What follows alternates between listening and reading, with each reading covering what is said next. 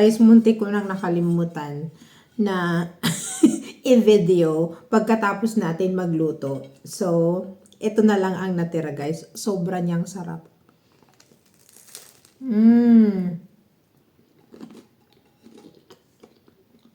Try niyo po gawin sa bahay. Then, i-comment niyo po kung nasarapan ba kayo. Sobrang sarap guys.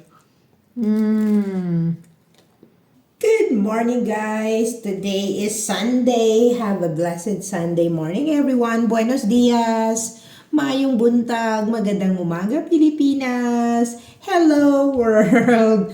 Okay, so join with me. We're going to prepare my breakfast. I posted a video about the Spanish breakfast pan con tomate. So I have a day-old bread, which I bought this yesterday, guys. I made Spanish omelette yesterday. So I have a half of the, what do you call this one? Half of the baguette. Integral, ano to guys? Integral bread. So, at saka sa bakery ko talaga siya binibili. Alam niyo kung bakit? Kasi mas healthy. Talagang 24-hour nilang paalsa ba ang tawag doon. So, ayan siya. Wala siya talagang lasa. Kaya lalagyan natin siya ng lasa. So, may ganun. So, I have here a tomato. A big tomato. So, ang gagawin natin, guys, ay homemade, homemade. Tapos, may grater ako dito. I-grate natin siya. So, bababa natin yung camera. Wait lang, pwede ko bang ibaba yung camera? Ayan. Para makita nyo ang paggawa ko ng ating tomato. So, ganito lang kasi siya kadali, guys. Yung,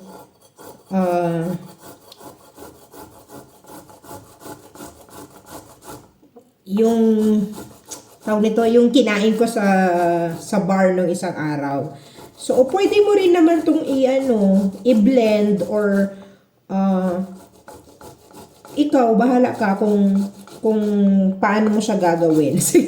Bahala ka kung paano mo siya gagawin. Basta, makakagawa ka ng fresh na tomato spread. So, ganyan lang siya, guys, oh. Ayan, oh, nakita nyo. Wait lang, pakita ko sa inyo. Ayan siya, oh. Ayan pala. So, ayan. So, napaka-healthy nito, guys. Kasi, di ba alam naman natin na ang tomato ay very healthy. At saka, share ko lang sa inyo, guys. Nung nasa Philippines ako, kami magkapatid dati, naalala ko, alam mo yung pag-season ng tomate, ay kamatis. Alam mo, pinapapak namin yun, guys. Sinasawsaw sa asin. Parang merienda ba? Ang sarap. Tapos healthy pala yun. Alam mo yun? Parang... So, ganito mo lang siya. Ayan. Kung gusto mo ng healthy breakfast, diba? Pasensya na kayo guys ha, dahil wala naman tayong camera man. So, ano lang tayo talaga. So, ayun, maliit kasi itong itong grater ko. Kaya medyo matagal lang tayo guys. Pasensyahan nyo na ako. Pero, anong tawag nito? Kasi diba tayo sa Philippines, pandesal. Tapos, ang nilalagay natin ay normally talaga, 'di ba, yung peanut butter na matamis or cheese or something na sweet. Tapos yung pandesal natin kasi matamis siya talaga. Dito kasi ang tinapay nila ay matabang, walang lasa. Wala ngang dito guys eh. 'Di ba yung Spanish bread sa atin sa Pilipinas? Yung sikat na Spanish bread na may palaman na matamis. Wala yan dito guys. Hindi siya nag-i-exist sa Spain. So, I think pwede na to. Para lang kasi mapakita ko sa inyo na pwede kang gumawa nito sa bahay. And very healthy. Kaya lang hinayang ako sa guys. nang hinayang ako sa tawag nito. Nang hinayang ako sa kamatis. So, sayang naman kasi guys kung hindi natin ubusin, 'di ba? So, anuhin yan natin. Pagtiyagaan na natin. Sige, pagtiyagaan na natin. Guys, ano ako. Hindi nyo pala nakikita, no? Ang taas kasi nung pinaglagyan ko ng camera. So, ito, konting ano na lang, guys. Konting push na lang to, guys. 'Di ba? Kung gusto mo ng healthy, talagang paghirapan mo. O, 'di ba? Sabi ganun, gusto mo ng healthy, ano. So, pwede ka naman talagang, ano, alam mo yun, yung mga healthy food ba, akala kasi ng iba pag healthy food, mahal. Hindi naman. Hindi naman talaga mahal maging healthy. Ang ano lang, yan lang yung connotation. Talagang, guys, so, ayan na siya. Wait lang. So, meron na tayong fresh na lagay ko na lang siya dito, guys. Muna, dyan ka muna. Mamaya nakit ang bigasan. Tadang! Ay, muntik pang maano, muntik pang matapon. Baka pwede natin, wait lang. Para makita nyo talaga. Ayan. Kita nyo na ba? Oops. Baka pwede pang ibaba. Hindi talaga. Okay, so ayan na siya, guys. Ngayon, lalagyan lang natin yan ng salt. Pata ng ano. Salt to taste. So, meron ako dito Himalayan salt tong ano ko, guys. For a healthier daw. Sabi na, for a healthier purposes. Tapos, pepper. Ayan, guys, ma-pepper ako ng bonggang-bongga.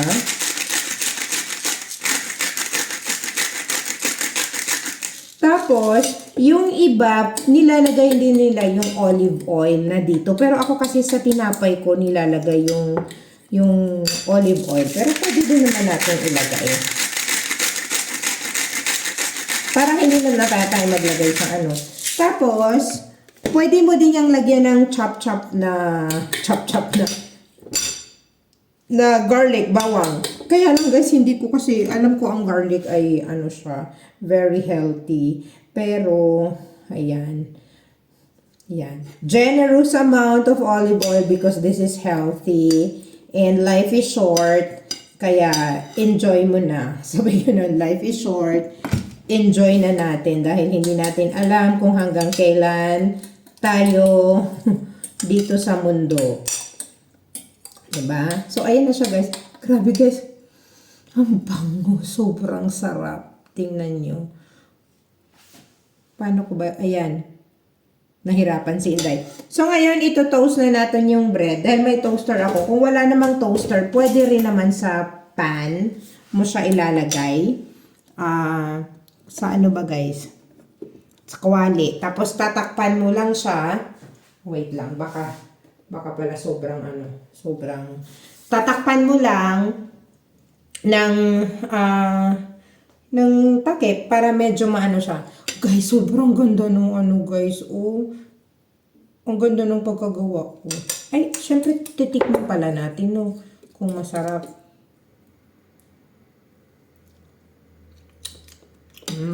Grabe, ang sarap ng ano, guys. Ang sarap ng kamatis. Talaga, pag fresh talaga, no? Masarap. Guys, mahaba tong video ko, pero pagtiyagaan nyo na, guys. Kasi, alam nyo naman, yan ay aking kaligayahan. Sige, yan ay aking kaligayahan, ang paggawa po ng video at pag-share sa inyo. Antay lang natin yung aking, ang aking bread. Tinotoast ko. Pause natin ng konti para hindi kayo maboring or hayaan nyo na lang ako magkwento. Ay, alam nyo, meron din akong anchovies. So, lagyan din natin ng anchovies pala. Kasi, ano din yan, pampalasa. Tostada con tomate con anchoas. Anchoas ang tawag nila dito, guys. Anchovies.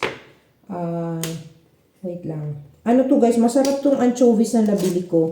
Kasi, ano siya, sa olive oil, tapos hindi siya malansa. Diba kasi alam niyo man pag may mga fish in can, talagang very fishy.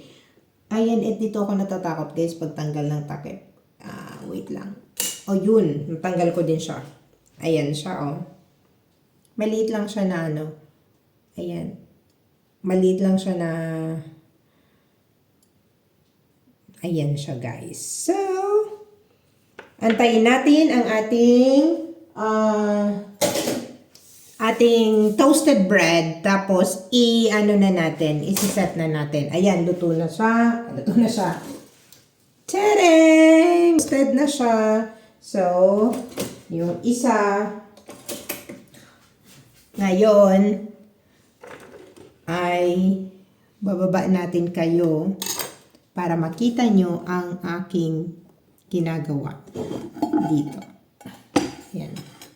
So, ito siya guys, Okay guys, ang aking palang ginger, ayan. Yung green ginger, hirap na hirap, diba? Iniinom ko yan guys. Yan ang pinaka-importante sa lahat. Feeling ko kailangan natin ng spoon. Kasi, liquid yan. Pero katulad ng sabi ko guys, mas gusto ko yung yung alam mo yun, yan, generous amount of olive oil doon sa, kasi guys, ang sarap ng olive oil sa totoo lang, sa bread. So, spread mo lang yan siya, ganyan. Well, pinakita ko naman na to. Ang ko lang is talagang sinishare ko lang sa inyo. Pero guys, nothing beats pandesal pa rin. Ako, favorite ko ang pandesal sa Pilipinas. Alam mo yun. At saka yung kape, yung 3-in-1 coffee, 'di ba? Para kanino ka bumabangon. Ang dyan. Tapos, yung anchovies. Guys. Masarap din tong guys. Masarap din tong anchoas sa tawag nito sa tostada, tapos yung cheese, queso, yung fresh,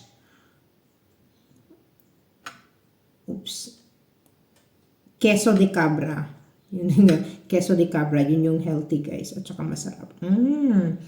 Guys, ayan na ang ating tostada con tomate y con anchoas. Diba? Ang ganda. Tapos, ouch! Ang init! Ang init. Ito pa yung isa, guys. So, gawin natin para syempre anuhan natin yan ng ng plating, 'di ba? At pipicturean natin yan ng bonggang-bongga para sa ating thumbnail. So, guys, sana na-enjoy niyo po itong ating vlog. Sana na-enjoy nyo yung mga vlog ko, guys.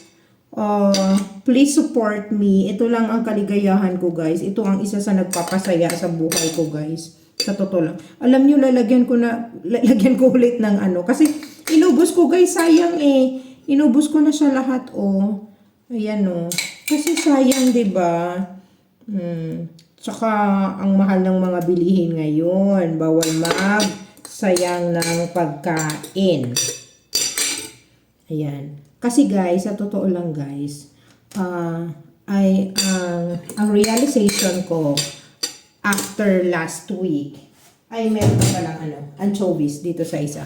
Ang realization ko guys, after last week, nung, di ba, nagpunta ako na emergency na naman si Inday, dahil sa mga side effects.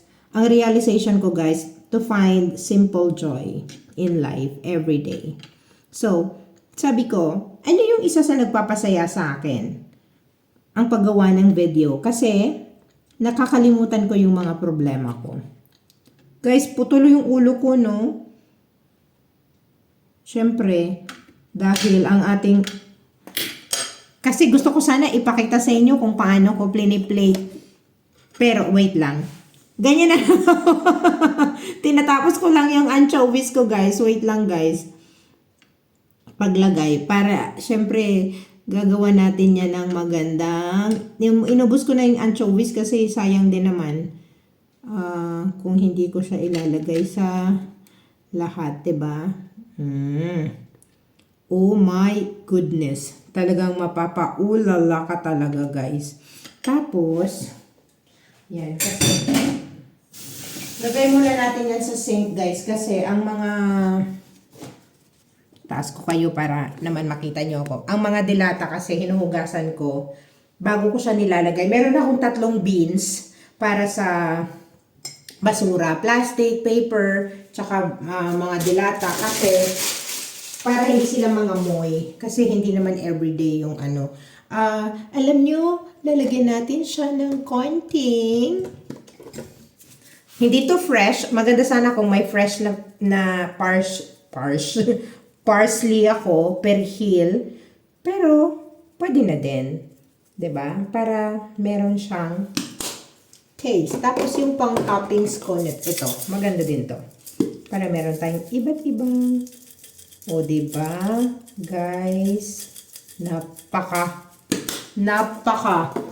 kayo na ang humusga sa ating breakfast. At syempre, ang ating pan con tomate. Guys, ito na po ang ating pan con tomate. Ay tostada, tomate, anchoas in Spanish. So, guys, sana nagustuhan niyo po ang video natin ngayong umaga. At comment niyo po kung ano pa yung gusto niyo pong ipagawa sa akin dito sa Espanya. At muli maraming salamat po dahil kayo po ay laging nakasubaybay sa aking YouTube channel. Isa po kayo sa dahilan kung bakit ako po ay patuloy na lumalaban sa buhay. Maraming salamat and have a blessed Sunday everyone!